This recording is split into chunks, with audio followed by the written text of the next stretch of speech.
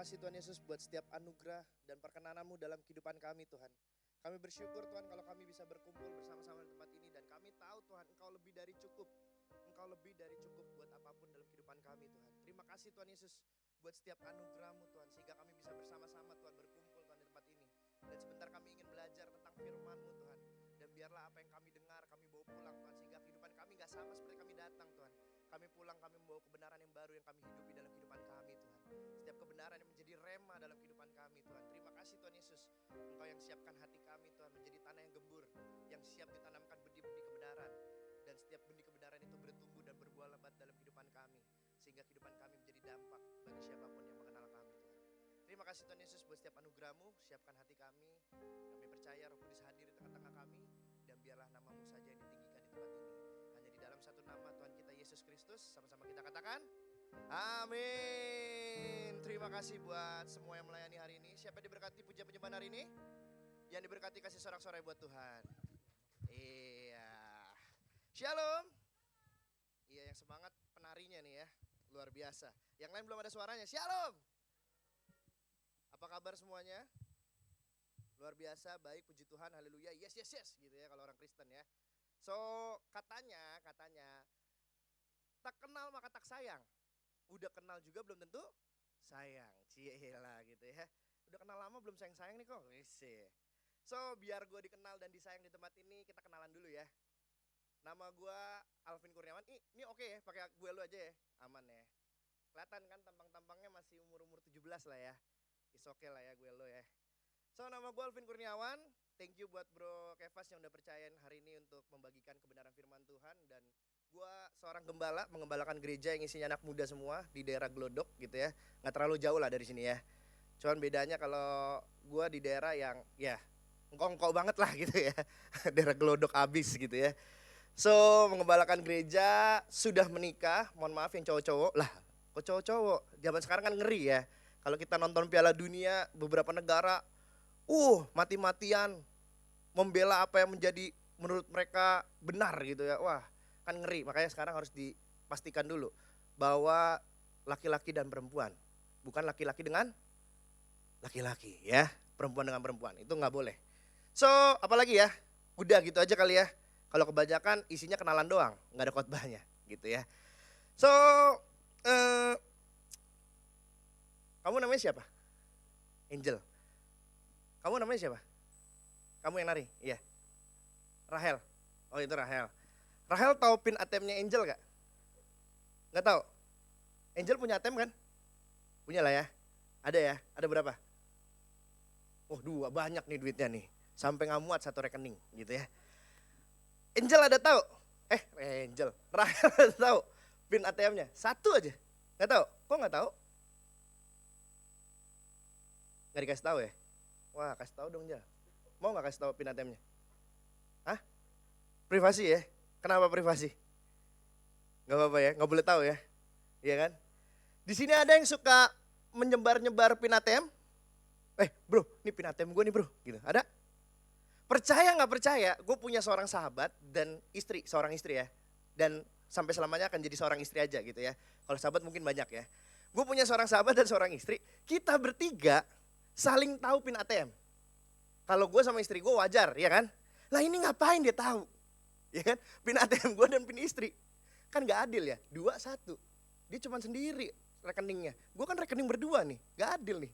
Tapi kita punya rekening nih, kita saling tahu. Kalau lagi makan kemana, jalan. Kadang kan suka bayar-bayarin gitu ya. Jel, nih rekening teman gue nih, sahabat gue. Nih, bayar. Dia kasih ATM dia. Yang bayar istri gue, lo coba bayangin, ini suaminya yang mana gitu ya. Kan kurang ajar nih, ya kan. Dikasih nih ATM-nya doang. Dan dengan dahsyatnya, istri gue bisa pencet pinnya. Cat. Dan kebayar. Dan kita bertiga saling mengetahui. Jadi kalau lagi ngapa-ngapain, nih, sahabat gue namanya San. Nih San, lu urus dulu, gue mau kemana gitu kan. Udah kasih ATM-nya, dia bayar. Gitu kan. Kok bisa? Pertanyaan kan gitu ya, kok bisa? Tadi kan dibilang ya, ATM itu privacy, ya kan? Bahkan ada anak sama orang tua aja, anaknya begitu pelit banget, takut banget uangnya diambil gitu kan. Orang tuanya aja gak boleh tahu ATM-nya, karena privacy. Kenapa bisa? kita bertiga saling tahu ATM? Karena kita bertiga saling percaya. Dan kita bertiga dapat dipercaya. Sehingga apa? Sehingga gue gak takut nih, pin ATM gue di dia tahu pin ATM gue tahu pin ATM dia, kita gak saling takut. Gak tiba-tiba rekening gue kosong, gak pernah, belum pernah terjadi. Gitu ya, dan jangan sampai terjadi. Karena setelah itu saya tidak akan kasih tahu pin saya ke siapapun juga. Gitu kan. So hari ini gue mau bahas tentang dapat dipercaya atau trustworthy atau layak dipercaya atau diandalkan. Kita tahu bahwa ini sebulan ini kita belajar tentang karakter Tuhan di tempat ini ya bro. Benar ya, minggu-minggu lalu pasti udah begitu banyak yang disampaikan tentang karakter-karakter Tuhan ya. Dan hari ini gue kebagian gitu ya tentang dapat dipercaya atau dapat diandalkan. Tuhan kita adalah pribadi yang dapat dipercaya. Dia punya karakter yang benar-benar dapat dipercaya. Terbukti dari apa? Kalau kita baca Alkitab dari Kejadian sampai Wahyu, bagaimana Tuhan di dalam perjalanan dalam kitab itu ya, menunjukkan karakternya yang dapat dipercaya. Berkali-kali manusia gagal memegang janji bersama dengan Tuhan. Kalau kita, Rahel ya, ada cowok yang berjanji setia sama kamu. Tiba-tiba cowok itu pergi, kamu mau percaya lagi gak sama dia? Rahel, aku akan setia sama kamu. Tapi tiba-tiba besok dia deketin lagi, Angel. Kira-kira kamu mau percaya gak sama dia? Ini kurang ajar ya, udah satu gereja dideketin semua gitu kan. Kalau mau cari gereja lain kayak gitu ya, biar gak ketahuan gitu kan. Gak pasti gak mau ya. Tapi Tuhan kita, Tuhan yang setia. Tuhan yang dapat dipercaya dan diandalkan. Karena apa? Karena dia tetap setia loh. Berkali-kali manusia gagal untuk setia sama Tuhan. Tapi Tuhan gak pernah gagal untuk setia sama kita. Dia adalah pribadi yang dapat diandalkan dan dipercaya. Bilang kiri kanan, Tuhan kita dapat dipercaya. Halo? Ini ada orang gak ya di sini ya? Shalom. Iya, saya pendeta karismatik loh, bener deh, gak bohong. Jadi kalau khotbah tuh enak kalau ada interaksinya gitu ya. Kita kan anak-anak muda nih, sama-sama muda. Siapa yang percaya umur saya 17 tahun? Oh percaya bro, 17 lah ya. Kamu umur berapa? Wih seumuran kita. Siap. Ntar kita main futsal bareng lah ya. 17 masih percaya loh, haleluya. Padahal tahun ini umur 29. Wah ada yang kaget, hah? Kok mukanya kayak 15 tahun ya? Waduh, puji Tuhan ya. Dapat dipercaya, seringkali kita berkata kita percaya kepada Tuhan, tapi kita mengalami tantangan dan kita bertanya, di mana Tuhan? Yang seringkali gagal percaya itu kita. Yang seringkali gak layak dipercaya itu kita. Makanya hari ini kita mau belajar tentang karakter ini supaya kita menjadi pribadi yang dapat dipercaya. Percayalah ketika kita menjadi pribadi yang dapat dipercaya, promosi itu selalu datangnya dari Tuhan. Gue percaya itu. Gue percaya itu gitu ya. So, Tuhan adalah Tuhan yang setia, yang selalu ada dan menepati janjinya. Pertanyaannya, kita selalu tepat janji gak nih? Jangan tepat janji. Janjian, bro besok kita pergi ya. Ntar kita ketemu di Sleepy Jaya. Apa tuh Sleepy Jaya bener ya, mall ya? Mall situ. Sleepy Jaya jam 2 siang. Datangnya jam 3. Sorry bro, jalanan macet. Pertanyaannya, di mana jalanan Jakarta yang gak macet? Iya kan? Iya. Dari hal kecil aja kita bisa ngelihat orang ini dapat dipercaya atau enggak. Dan gue selalu belajar, ketika gue diundang khotbah dimanapun, gue harus datang lebih dulu dan pulang setelah selesai ibadah. Kenapa? Karena gue mau menghargai siapa yang undang gue dan mau menghargai semua jemaat di tempat ini. Iya dong, kan gak asik ya, udah datang telat pulang duluan. Ya kan? Weh, sorry ya saya telat, jadi khotbahnya udah amin, saya pulang duluan ya, dah. Kan gak enak. Karena gue juga mau belajar untuk dapat dipercaya. Pertanyaannya, apakah Tuhan kita yang tidak dapat dipercaya atau kita yang benar-benar tidak percaya sama Tuhan? Halo? Tiba-tiba diam gitu ya. Tuhan kita adalah Tuhan yang dapat dipercaya, tapi apakah kita dapat dipercaya? Dan hari ini kita belajar 2 poin aja yang gue percaya kita pulang nanti jam 3 sore. Siap? Wah, udah langsung kaget. Oh, jam 3 gitu ya. Enggak lah. Jam 4 lah gitu ya. Lebih sore lagi gitu ya. Bagaimana supaya kita menjadi orang yang dapat dipercaya? Gue ada ambil satu perikop Alkitab tentang perumpamaan yang diberikan Tuhan Yesus. Di dalam Matius 25 ayat 14 sampai 30. Matius 25 ayat 14 sampai 30. Gue bacain aja ya cepat buat teman-teman ya. Biar teman-teman nyimak dulu ya. Izin nyimak gan gitu kan. Matius 25 ayat 14 sampai 30 perumpamaan tentang talenta. Judul perikopnya LAI kasih judul perikopnya tentang perumpamaan tentang talenta. Sebab hal kerajaan surga sama seperti seorang yang mau berpergian ke luar negeri yang memanggil hamba-hambanya dan mempercayakan hartanya kepada mereka. Yang seorang diberikan lagi 5, yang seorang lagi 2, dan yang seorang lagi 1. Masing-masing menurut kesanggupan lalu ia berangkat. Segera pergilah hamba yang menerima talenta itu, ia menjalankan uang itu lalu beroleh laba 5 talenta. Hamba yang menerima 2 talenta itu pun berbuat demikian juga dan berlaba 2 talenta. Tetapi hamba yang menerima 1 talenta itu pergi dan menggali lubang di dalam tanah lalu menyembunyikan uang tuannya. So kita pelan-pelan ya. Di sini habis ini kita belajar pelan-pelan nih. Tadi apa? Perumpamaan hal kerajaan surga sama seperti seorang tuan yang mau berpergian jauh dan mempercayakan hartanya kepada hambanya. Benar ya? Mempercayakan hartanya kepada hambanya. Yang seorang 5, yang seorang 2, yang seorang 1 talenta. Tapi kalau kita mau belajar, ini kan talenta ibaratnya kayak kurs mata uang pada masa itu ya. Kalau nggak salah kemarin gue cari sekitar berapa kilogram emas atau perak gitu. Pokoknya 1 talenta itu nilainya besar. Tapi kan kalau Alkitab sini 521 aja gitu kan. Pokoknya nilai yang besar ya. Dan hamba yang menerima, tetapi hamba yang menerima 1 talenta itu pergi dan menggali lubang dalam tanah lalu menyembunyikan uangnya. Lama sesudah itu pulanglah tuan hamba itu lalu mengadakan perhitungan dengan mereka. Nah ini nih, kita mau belajar tentang bagaimana kita dapat dipercaya dari perikop ini. Ada 2 poin yang akan gue bagikan, cuma 2 poin. Tapi nanti kalau masih ada waktu, gue tutup dengan kesaksian. Kalau teman-teman lihat, sekarang gue menjadi seorang gembala, jadi seorang pendeta, seorang pengkhotbah.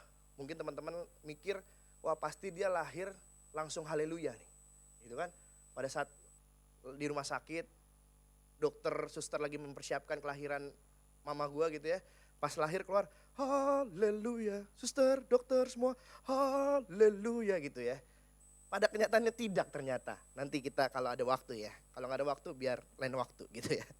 So, tetapi hamba yang menerima 1 talenta pergi menggali lubang dalam tanah lalu menyembunyikan uangnya. Lama sesudah itu pulanglah tuan hamba itu lalu mengadakan perhitungan dengan mereka. Hamba yang menerima 5 talenta itu datang dan ia membawa laba 5 talenta. Katanya, Tuan, 5 talenta Tuhan percayakan kepadaku. Lihat, aku telah beroleh laba 5 talenta. 5 talenta yang Tuhan percayakan sudah aku peroleh 5 talenta lagi laba ya. Maka kata Tuhan itu kepadanya, baik sekali perbuatanmu. Hai hambaku yang baik dan setia. Engkau telah setia dalam perkara kecil, aku akan memberikan kepadamu tanggung jawab dalam perkara yang besar. Masuklah dan turutlah dalam kebahagiaan Tuhanmu. Yang nerima 2 juga sama. Baik sekali perbuatanmu hambaku yang setia. Engkau telah setia memikul tanggung jawab dalam hal yang kecil, maka aku akan memberikan kepadamu tanggung jawab dalam hal yang lebih besar. Poin pertama yang mau bagiin apa sih? Bagaimana supaya kita menjadi orang yang dapat dipercaya adalah yang pertama, memiliki kesetiaan dan tanggung jawab. Zaman sekarang nyari orang yang setia susah ya. Bener gak? Bener ya? Biasa kan kalau cewek-cewek ngerumpi gitu ya. Udah gue kasih tahu sih lu gak percaya. Jangan sama si Alyong. Alyong itu playboy gitu kan. Biasa cewek-cewek gitu, sambil nangis-nangis bareng. Ya udah gak apa-apa. Gak apa-apa sayang gitu kan kalau cewek-cewek kan. Gak apa-apa, ntar kita cari yang lain. Enggak, semua cowok itu sama aja. Waduh, paling ngeri tuh bro kata-kata itu bro. Semua cowok sama aja. Kita udah kayak bikinan pabrik ya. Sama semua gitu ya. Ntar kalau gak laku di sell gitu kan. Gue agak tersinggung kalau ada cewek yang ngomong begitu ya. Bro Kevas sama gue kan beda. Gantengan bro Kevas gitu ya. Tapi lebih bulat gue, sorry bro. Untuk hal ini gue yang menang. Nih unity gitu kan. Sorry aja gitu ya. Ya kan gitu ya, ntar gue bagiin deh tentang hal ini gitu ya. Tapi yang pertama kita harus memiliki kesetiaan dan tanggung jawab. Tadi kita lihat, kita belajar orang yang menerima 5 dan 2, dia bilang apa? 5 talenta dan 2 talenta yang Tuhan percayakan. Ini adalah orang yang layak dipercaya. Karena dia pegang tanggung jawab untuk dipercaya. Zaman sekarang cari orang yang setia dan bertanggung jawab itu susah. Buktinya apa? Buktinya startup berlomba-lomba kasih promo supaya apa? Supaya mereka dapat customer loyal yang gak akan berpindah walaupun ada promo di tempat lain. Tapi ternyata gak ngaruh. Yang akhirnya mereka gak kuat. Sekarang badai PHK ya kan? Promo mulu, duitnya habis bos gitu kan. Kasihin kita promo, kita mah seneng ya kan. Diskon 50%, ayo Shopee. Ini direkam ya? Gak apa-apa lah ya, iklan-iklan dikit ya. Ngadu deh sama aplikasi ijo gitu kan. Biar kita yang senang. Beli KFC cuma 20.000 guys gitu kan. Kita yang senang. Mereka yang pusing ya kan. Makanya sekarang ada biaya layanan, biaya ini kok makin banyak ya. Dilihat-lihat diskonnya sama biayanya gedein biayanya nih sekarang. Gitu ya. Udahlah gak usah belanja online lagi dah. Langsung aja ke KFC-nya. Lebih murah kadang-kadang gitu kan. Sekarang tuh kayak gitu. Gak ada yang loyal.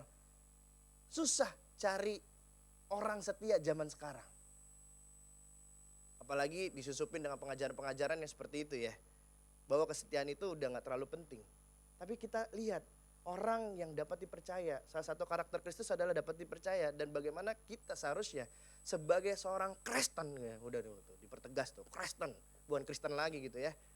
Kita harus bisa dipercaya. Yaitu memiliki karakter yang setia dan tanggung jawab. Setia itu artinya berpegang teguh pada janji dan pendirian, taat dan patuh, dan dapat dipercaya. Itu orang yang setia.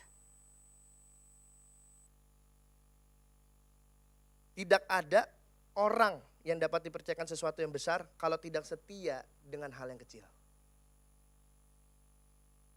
Gue dulu punya masa lalu yang sangat-sangat kacau.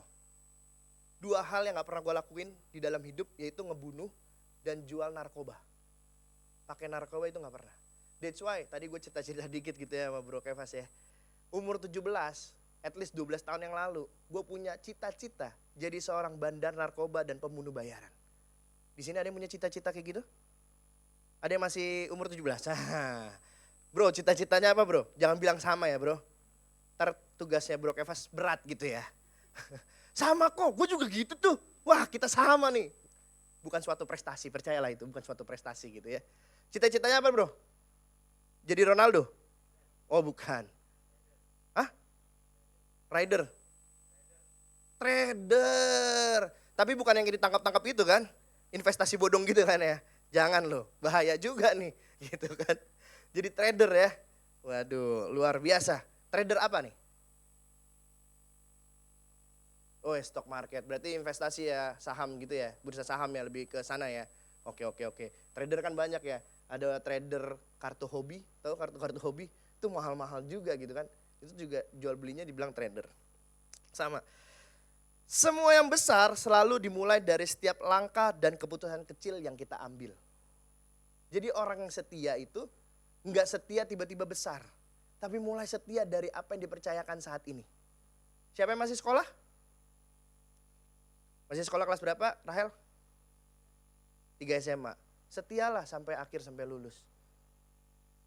Yang kuliah? Yang udah berasa-berasa pengen DO? Waduh, ngeri banget gitu ya. Yang kuliah setialah sampai akhir. Apa yang Tuhan percayakan saat ini, setialah. Kalau saat ini Tuhan percayakan pelayanan asyir, ya setia dulu. Gue dulu juga gitu. Pertama kali pelayanan asyir, enggak deh sebelum itu, enggak ada pelayanan apapun. Gue datang ke gereja lebih pagi, gue beresin bangku-bangku. Padahal ada koster, tapi gue ikutan, kok boleh gak gue bantuin? Karena pengen melayani. Karena gak ada orang yang percaya sama gue dulu. Kenapa? Anak muda yang begajulan hidupnya, gak punya masa depan, impiannya jadi pembunuh bayaran dan pengedar narkoba, yang hidupnya rusak dan hancur, setiap 2 minggu sekali ganti nomor telepon gitu ya. Percayalah bro, sekarang nomor telepon gue tidak pernah ganti gitu ya. Udah lama nih gak ganti gitu kan. Kenapa? Karena terlalu kacau hidupnya. Bagaimana gue mulai bangun lagi hidup gue pelan-pelan supaya orang percaya sama gue. Nah itu, mulai setia sama hal kecil. Hari ini apa yang Tuhan percayakan dalam kehidupanmu, lakukanlah dengan setia. Meskipun gak ada orang yang lihat. Karena ntar nyambungnya ke poin yang nomor 2. Kesetiaan kita gak dinilai dari ada orang yang lihat atau enggak. Tapi dari nilai yang kita hidupi. So makanya kita harus setia. Orang yang setia tidak lari dan mundur ketika menghadapi tantangan. Aduh, ngapain sih sekolah, capek, ada ujian. Udahlah mama, aku gak mau sekolah lagi. Lah, kok bisa begitu? Namanya sekolah untuk menguji kompetensi kita, apakah kita ngerti atau tidak yang diajarkan. Salah satu caranya adalah dengan ujian. Benar ya bro? Kemarin habis ujian sidang S2 ya. Udah wisuda malahan ya. Iya. Gitu kan? Pasti ada ujian. Sama kehidupan kita. Teman-teman ngerti gak nih kebenaran firman Tuhan? Ya diuji. Waduh. Yang diuji gak enak kok. Yang lain aja yang diuji. Aku dengerinnya aja. Ya gak bisa. Gitu kan? Setia dan tanggung jawab. Untuk kita bisa menjadi pribadi yang dapat diandalkan. Tanggung jawab. Kalau dalam bahasa Inggris ditulis dengan kata responsibility. Yang terdiri dari 2 kata, respon dan ability.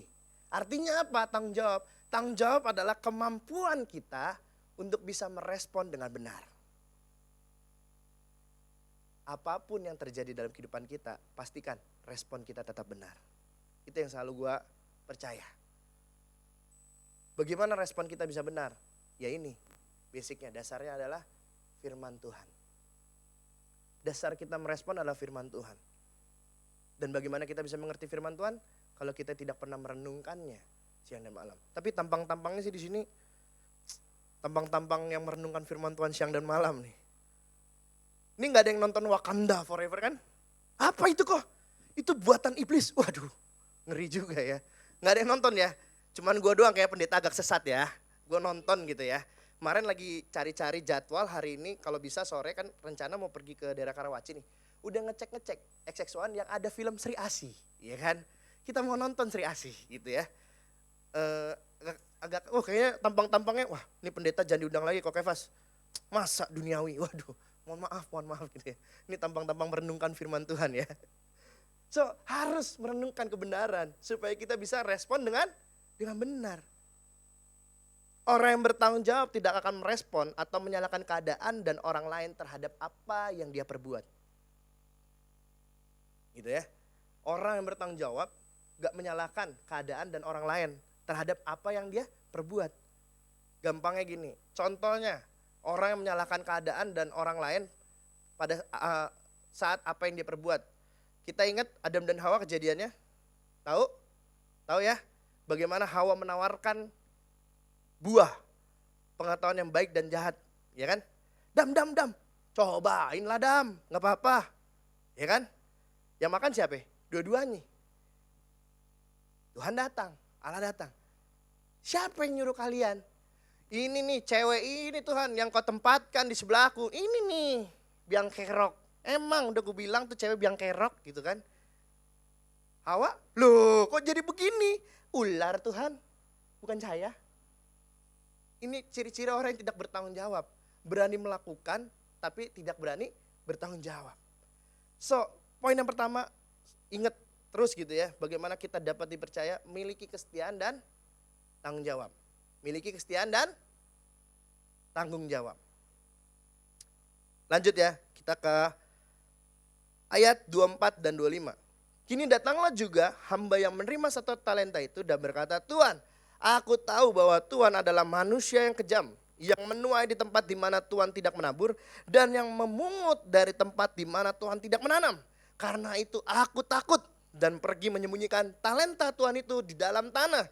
Ini terimalah kepunyaan Tuhan. Apa sih yang mau gue bagiin? Tadi udah gue singgung. Poin yang kedua adalah bagaimana caranya supaya kita dapat dipercaya, yaitu kita miliki nilai yang benar. Kita lihat hamba yang menerima 1 talenta punya nilai yang salah dari awal. Dia bilang apa? Aku tahu Tuhan adalah Tuhan yang kejam, yang tidak menabur dan yang memungut dari tempat yang di mana Tuhan tidak menanam. Nilai yang salah turut menghasilkan tindakan dan respon yang salah dalam kehidupan kita. Makanya bahaya bagi seorang pengajar nih, misalnya kayak gue pengkhotbah, kalau sampai gue bagikan nilai yang salah. Karena ini akan menjadi misbelief yang dipercaya oleh jemaat. Gitu ya. Dan dibawa dalam kehidupan mereka. Itu ngeri banget. Jadi nilai yang salah turut menghasilkan tindakan dan respon yang salah. Yang menerima 1 talenta takut. Ini dalam pikiran dia nih. Tuhan kan Tuhan yang jahat. Yang tidak menabur tapi mau yang tidak menuai tapi mau menabur. Yang tidak menanam tapi mau memungut. Kata dia kan gitu ya. Yang 1 talenta tuh takut nanti dia menjalankan dan dapat untung, malah dirampas. Padahal kita lihat ya, yang 5 dapat 5 jadi punya dia, yang 2 dapat 2 jadi punya dia. Yang 1 malah diambil, dikasih ke yang 5. Seringkali kita punya nilai yang salah dalam kehidupan, sehingga kita nggak menjadi orang yang dapat dipercaya. Nilai adalah hal yang kita percayai dan hidupi, yang akan turut menentukan bagaimana kita dan orang lain bersikap dan merespon kepada kita. Sekali lagi ya, nilai adalah hal yang kita percayai dan hidupi yang akan turut menentukan bagaimana kita dan orang lain bersikap dan merespon kepada kita.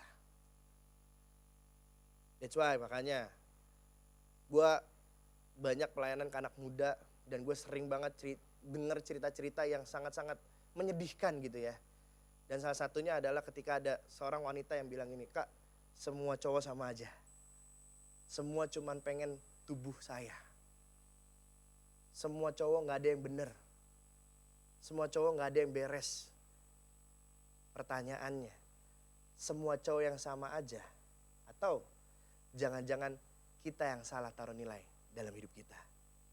Karena nilai yang salah turut menentukan bagaimana orang bersikap dan merespon kepada kita.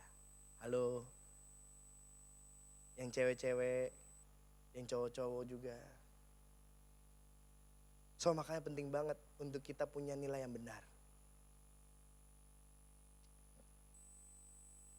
Dapat dipercaya bukan berbicara tentang besar kecilnya tanggung jawab, tetapi nilai apa yang kita hidupi. Tadi kita lihat ya, 5, 2, 1. Yang 5 dan 2 tetap melakukan. Yang 2 gak komplain kan. Ya Tuhan, kok Tuhan cuma kasih 2 dia 5. No. Kalau gitu aku ngambek. Nggak ada. Mau 5 mau 2 tetap dia bertanggung jawab. Sama kan tadi. Setia sama hal yang kecil. Maka engkau akan dapat perkara yang lebih besar. Dari dulu sampai sekarang gue punya nilai. Kalau gue diundang berkhotbah kemanapun. Gue akan siapkan yang terbaik. Karena bagi gue ketika kalian duduk di tempat ini, kalian udah menyediakan waktu, tenaga, pikiran untuk datang. Dan kalau gue siapin yang asal-asalan, berarti gue tidak menghargai kalian. Dan gue selalu ajarin semua anak-anak gue di gereja, semua pelayan dan sebagainya. Dimanapun Tuhan percayakan, mau itu depan 1 orang, mau depan 10 orang, mau depan 1000 orang, selalu siapkan yang terbaik. Tapi kan seringkali, enggak. Arrow cuman segini nih. Udahlah, seadanya aja dah. Udah latihan yang biasa-biasa aja lah. Udah, yang penting nanti kita pelayanan udah selesai. Habis itu pulang. Capek tahu. Belum lagi ntar kadang gak dapet PK, ya kan? Buat milih bakmi siapa sih yang depan tuh? Anen aja gak ada duitnya. Udah, seadanya aja. Wah, giliran besok. Alyong, besok kamu jadi worship leader ya. Acara KKR 10.000 orang. Wah, gak bisa tidur dari malam, berdoa sama Tuhan, Tuhan tolong siapkan hatiku.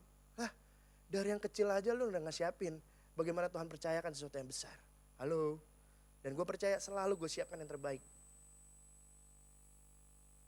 Diundang khotbah cuma bertiga, pernah gak? Pernah. Gua, pengurus dan pengurus, bayangin. Ibadah, ya kok besok ke youth ya, siap. Datang, lah mana jemaatnya nih. Dia yang nyanyi, dia yang main keyboard, dia yang usher, dia multimedia. Udahlah, kita duduk aja bertiga, gak usah pakai begitu-gituan. Duduk aja bertiga, kita sharing. Ya kan? Tetap gue siapkan yang terbaik. Diundang di gereja yang besar, salah satu gereja terbesar di Serpong, youth-nya ratusan atau ribuan ya. Pokoknya penuh dah. Tetap persiapan yang terbaik. Nah inilah orang yang punya nilai. Jadi nilai kita gak ditentukan dari keadaan dan kondisi. Tapi nilai kita ditentukan dari apa yang kita percaya dan kita pegang dalam kehidupan kita. tanggung jawab, setia, nilai, selalu berhubungan dengan hal itu. Ada, gak ada yang lihat, selalu siapkan yang terbaik. Itu nilai. Seringkali kita mau sesuatu yang besar ya. Wah, kita mau dong dipercaya sesuatu yang besar. Tapi ternyata hal kecil aja kita gak pernah lakukan dengan baik. Halo, kamu besok jadi panitia Natal ya, bagian asyir. Masa asyir lagi sih? Udah 5 tahun kok. Aku cuma ngurus asyir. Naik dong levelnya. Khotbah kayak khotbah gitu kan. Ya elah, asyir aja kadang datangnya telat gitu kan. Udah telat bilangnya macet lagi. Macetnya di Anen. Itu mah bukan macet, lapar gitu ya. Kok macet tadi di depan tuh, di bakmi depan. Ya akhirnya aku makan dulu lah bentar. Ya itu lapar, bukan macet gitu ya. So ini nilai. Dapat dipercaya itu bukan bicara tentang besar kecilnya tanggung jawab. Tetapi nilai apa yang kita hidupi. Banyak orang yang tahu nilai yang benar tapi tidak menghidupi. Benar ya? Setiap minggu datang ke Arrow Youth. Setiap minggu dengar kebenaran firman Tuhan. Tapi berapa banyak nilai-nilai kebenaran yang dihidupi dalam kehidupan kita? Halo? Halo? Ya. Coba angkat tangan kanannya dulu. Angkat tangan kanan. Pegang jidat, pegang jidat. Tepuk jidat bilang, sadar. Iya. Sadar dulu kita. Banyak input kalau gak dihidupi percuma. Setiap kebenaran yang kita dengar seharusnya kita hidupi dalam kehidupan kita. Jadi kita bukan cuma menjadi pendengar, tapi pelaku firman Tuhan. Halo? Jujur li gitu ya. Gue agak ngiri ketika ngeliat anak-anak muda tuh bisa datang ibadah, mendengar kebenaran firman Tuhan, dan belajar dari hal itu. Waktu umur 17, sama kayak bro, siapa bro namanya bro? Ari. Kayak bro Ari, di umur gue yang 17 tahun, gue lagi gak ada di gereja sih. Gue lagi bawa batu dalam tas, berantem di Kemayoran, ngetrek-ngetrekan, ya. Lagi mabok-mabokan di rumah teman gue yang belakangnya kantor polisi. Tuh, lu bayangin. Kita mabok belakangnya kantor polisi. Karena bagi kita itu tempat paling aman. Gak mungkin polisinya gerbek di belakang rumah, ya kan. Temboknya ketemu gitu ya. Jadi hadap-hadapannya tembok gitu kan. Mabok di situ. Ngelakuin yang gak benar di situ juga. Semuanya di situ. Makanya gue suka ngiri. Kenapa? Seandainya dari masa muda gue udah tahu kebenaran. Wow. Meskipun gue percaya gak ada rencana Tuhan yang gagal. Dan Tuhan selalu rencanakan rancangan yang terbaik buat kita ya. Dan ini yang gue belajar. Bagaimana ketika gue mulai bertobat, gue menjadi pribadi yang dapat dipercaya. Orang yang memiliki nilai yang benar tidak dipengaruhi oleh situasi dan kondisi. Masih ada waktu bro? Berapa lama lagi? Kira-kira? 10 menit lah ya. Gue tutup dengan kesaksian deh. Biar gak penasaran, ya kan? Pasti penasaran kan? Ntar gak bisa tidur lagi. Atau DM gue diteror. Kok awas lu ya gak cerita. Waduh kan ngeri ya. Jangan diteror ya. Jadi gue ini lahir di tengah keluarga yang gak jelas lah. Gue gak pernah ada yang ngajarin tentang iman, tentang berdoa dan sebagainya. Nyokap gue nikah 4 kali.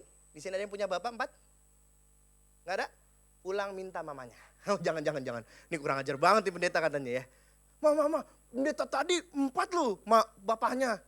Kali-kali enak punya bapak 4, uang jajannya banyak gitu kan.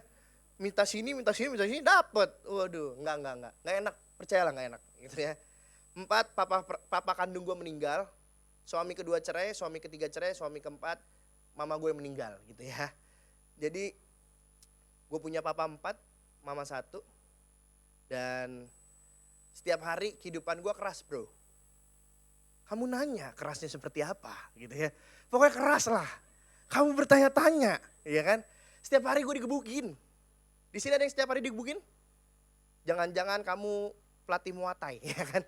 Setiap hari dipukulin, jasa gitu kan. Setiap hari dipukulin.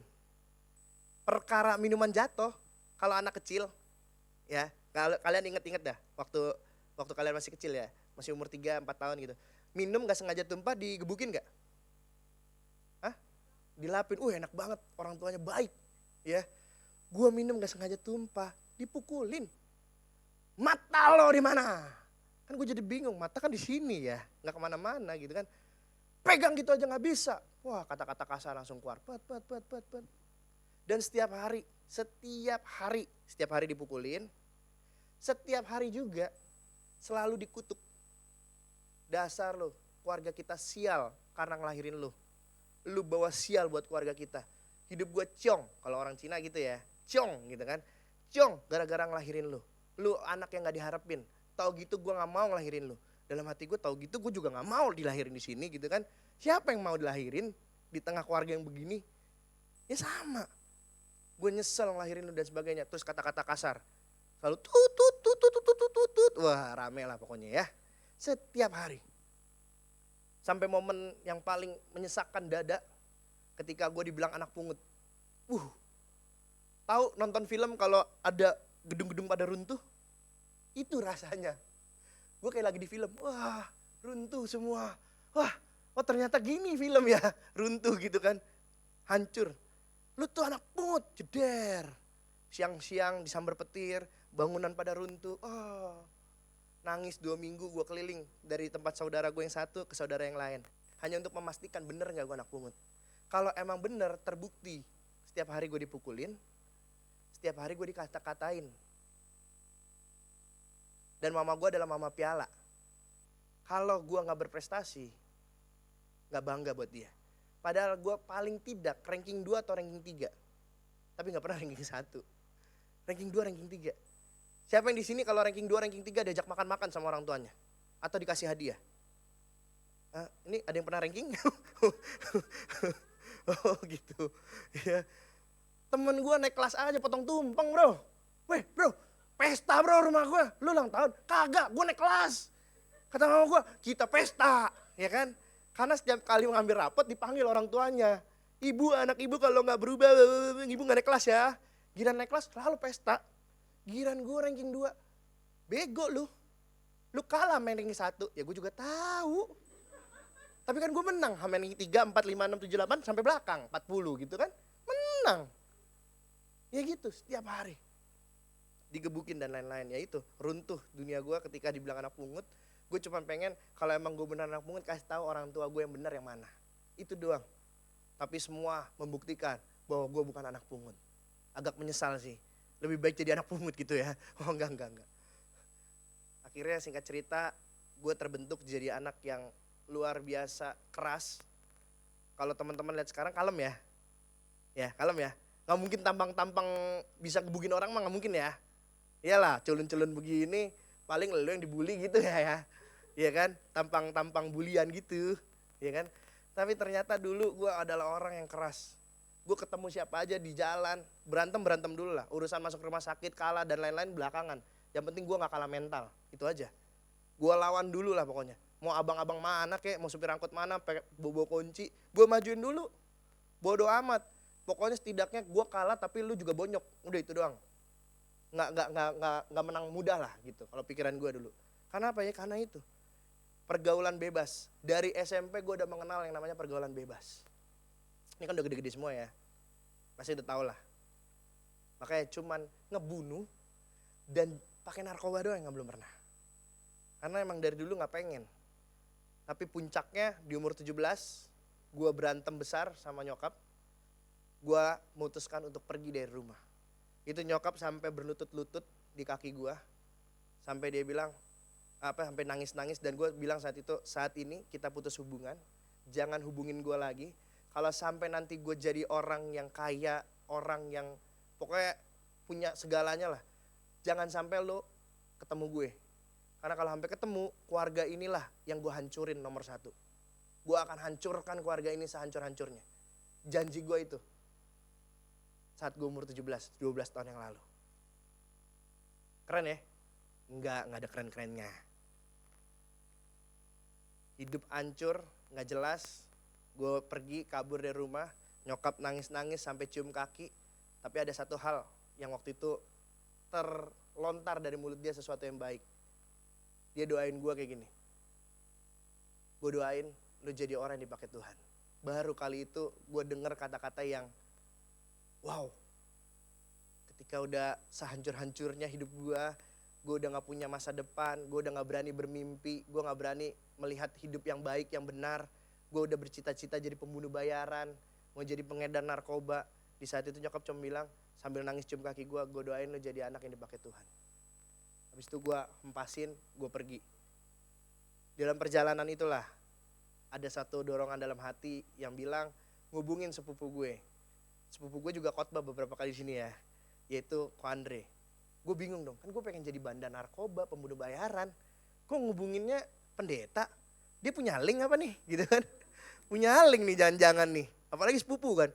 Yang sepupu yang gue tahu hidupnya kayak gimana. Bener-bener dari dulu gue tahu hidup dia baik, hidup dia benar. Dia memegang benar kebenaran firman Tuhan dalam kehidupan dia. Salah satu teladan gue gitu kan. Nah emang Ko Andre bisa kasih link nih. Tapi dalam hati hubungin Ko Andre. Gue nangis di bus Transjakarta kalau gak salah udah ada. Di belakang sampai teriak-teriak karena kan suaranya dalam hati ya. Kan gak ada yang tahu. Gue nangis, gue teriak-teriak, gak mau. Gue gak sadar itu di tempat umum gitu ya. Semua orang kan langsung nengok. Wow, pas gue sadar, wah aneh nih gue nih. Ya kan, udah semua nengok, ya itu suara itu kenceng. Akhirnya gue tinggal lah sama sepupu gue, singkat cerita, pelan-pelan hidup gue diubahkan. Tapi gak selesai sampai di situ. Anak yang dulu hidupnya kacau, anak yang dulu hidupnya berantakan, anak yang dulu hidupnya gak bener, anak yang selalu diteleponin orang tua orang lain gitu ya. Saya laporin polisi ya, kamu ngapa-ngapain anak saya. Kamu tunggu aja. Wah, makanya gue sering ganti nomor. Nyokapnya teleponin bro, minta tanggung jawab soalnya. Gitu kan, anaknya gue apa-apain. Saya laporin kamu polisi, kamu masih kecil juga udah berani gini-gini dan sebagainya. Dan bagaimana cara gue agar bisa dipercaya? Gue mulai ubah segalanya dalam kehidupan gue. Gue tinggalkan pergaulan yang lama. Gue hapus semua nomor kontak, segala macam semua pergaulan yang buruk, yang merusak. Gue tinggalkan benar-benar. Bukan karena gue jahat dan gak peduli mereka. Tapi ini adalah momen waktu gue untuk gue berubah. Gue masuk ke pergaulan yang baru. Dan di pergaulan baru itu emang kira gampang. Tiba-tiba kamu pelayanan ya, kamu ini ya, wah kamu khotbah ya, kamu ini ya. Enggak. Semua orang juga bertanya-tanya gitu kan. Apa bener nih anak udah benar-benar bertobat? Tapi disitulah kesetiaan, tanggung jawab dan nilai kita diuji. Bagaimana gue terus setia. Dipercayakan apapun setia. Tuhan bawa naik satu sisi ke sisi yang lain. Satu promosi ke promosi yang lain. Terus setia lakukan. Disuruh-suruh apapun juga ya udah lakuin aja dulu. Ya udah setia aja dulu. Tuhan percayakan pelayanan apapun, lakukan aja dulu. Dan yang paling penting adalah bagaimana kita punya nilai yang benar. Gue udah terlalu banyak nilai yang buruk yang gue simpan dalam kehidupan gue. Dan ketika gue berubah dan bertobat, nilai-nilai yang salah itu harus gue ubah. Dan disitulah gue belajar tentang nilai yang benar. Karena gue punya gambar diri yang salah kan, tentang diri ini, tentang hidup ini. Disitulah gue berubah. That's why zaman sekarang cari orang yang bisa dipercaya itu sulit. Pertanyaannya, kita bisa gak dipercaya? Dan gue selalu bilang, dimanapun kita ditempatkan, seharusnya kita menjadi orang yang diandalkan. Menjadi orang yang dapat dipercaya. Makanya, kalau kita ngelakuin sesuatu yang buruk, atau sesuatu yang tidak sesuai dengan ekspektasi mereka pasti ngomongnya gini, katanya orang Kristen. Kok gitu? Kenapa? Karena seharusnya kita punya nilai, standar yang tinggi buat kehidupan kita. Salah satunya ini, dapat dipercaya. So, dari masa muda, apapun yang Tuhan percayakan padamu saat ini, apapun, lakukanlah dengan sungguh-sungguh. Setia, bertanggung jawab. Setia, bertanggung jawab. Apapun itu bentuknya. Gue juga gak pernah mengira di umur gue yang masih muda, mungkin salah satu gembala termuda kali ya, gak tahu juga sih. Ada gembala yang lebih muda lagi gak? Sejauh ini sih kalau dari yang gue tahu belum ada gitu ya. Tuhan bisa percayakan sampai situ. Gue juga selalu berdoa, Tuhan kok bisa ya? Kalau lihat flashback, oh ternyata selama ini yaitu ada nilai-nilai yang gue hidupi.